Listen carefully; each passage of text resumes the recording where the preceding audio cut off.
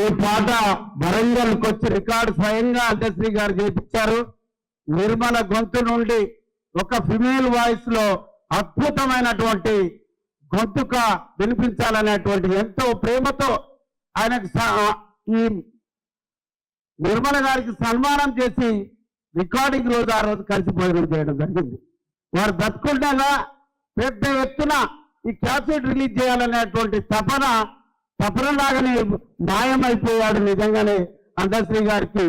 ఈ కార్యక్రమంలో రంగుల కళ నుండి ఇక్కడి వరకు ప్రయాణించినటువంటి గొప్ప ప్రజల పక్షాన నిలబడ్డ బిఎల్ నరసింహరావు గారు, అలాగే నోరిప్పితేనే మరి మిట్టపల్లి సురేష్ గారు, అట్లాగే జయరాజ్ అన్న ఆత్మ అంత్యశ్రీ గారు, కవుల కళాకారుల ఒక అద్భుతమైనటువంటి నివాళి ఇచ్చేటువంటి సన్నివేశాన్ని రికార్డు చేయాల్సిందిగా కోరుతున్నాను.